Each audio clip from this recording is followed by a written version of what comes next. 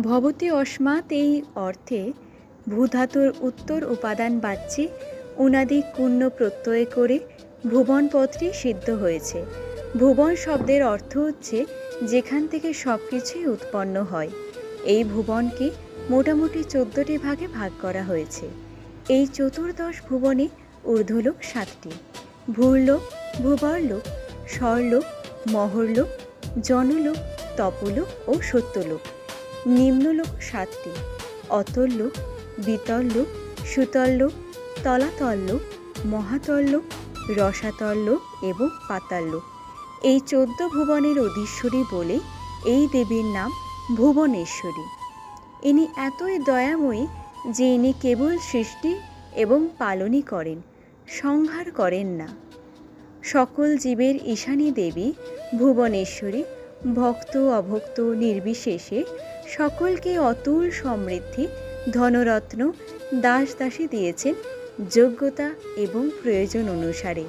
কিন্তু জীবকুল যদি অহংকারে মদমত্ত হয়ে কর্তব্যে অবহেলা করে, কেবলমাত্র ঐহিক সুখভোগের জন্য লালায়িত হয়ে এই সকল বস্তুর অপব্যবহার করে তখন সংসার চক্রের দুর্নিবার আবর্তনে পড়ে পাশবদ্ধ বলির বদের মতো জন্ম জন্মান্তর লাভ করে এবং জন্ম মৃত্যুর যন্ত্রণাদায়ক নিষ্পেষণে পৃষ্ট হয়ে অশেষ দুঃখ ভোগ করে। দেবীর হাতের পাশ এরই প্রতীক রূপে আছে।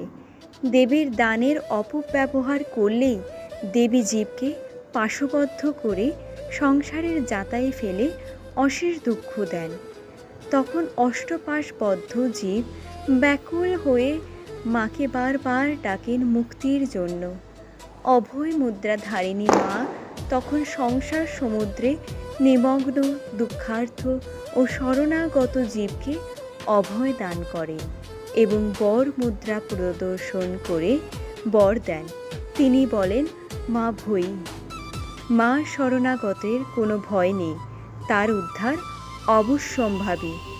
মা আমার অঙ্কুশধারিণী, তিনি ভোগে আকণ্ঠ নিমগ্ন মানব মনকে সংযত করার জন্য, অসৎ পথ থেকে সৎ পথে পরিচালিত করার জন্য, জীবকে অন্তর্মুখী করার জন্য অঙ্কুশের প্রয়োগ করেন।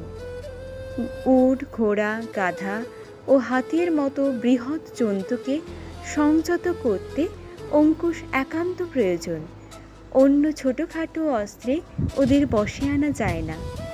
মানুষও মদমত্ত হস্তির ন্যায় ধন, জন, যৌবনের মদে মত্ত হয়। তখন তার এই গর্বোদ্ধত ভাবকে দূর করতে প্রচণ্ড শক্তির প্রয়োজন। এই শক্তিরই প্রতীক রূপে দেবী অঙ্কুশ ধারণ করেছেন।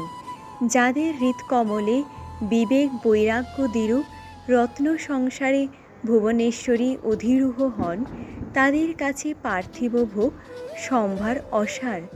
তারা তোমার বর ও অভয় লাভ করে উচ্চ কণ্ঠে তোমারই স্তুতি গান করেন। দেবী প্রপন্নাত্য হরে প্রসীদ প্রসীদ মাতা জগদখিলস্য প্রসীদ বিশ্বেশ্বরী পাহি বিশ্ব তামীশ্বরী দেবী চরাচরস্য। হে শরণাগত দুঃখহারিণী, তুমি প্রসন্ন হও। হে নিখিল বিশ্বজননী প্রসন্ন হও। হে বিশ্বের অধীশ্বরী, তুমি প্রসন্ন হয়ে বিশ্ব পালন কর। হে দেবী, তুমি চরাচর এই বিশ্বের অধীশ্বরী। উদ্যদ্দীন করদ্দূতিমিন্দকিরিয়ং তুঙ্গকূচং নয়নত্রয়ুক্ত্যং স্মেরমুখিং বরদঙ্কুশবাসভীতিকরং প্রভজে ভুবনেশীং।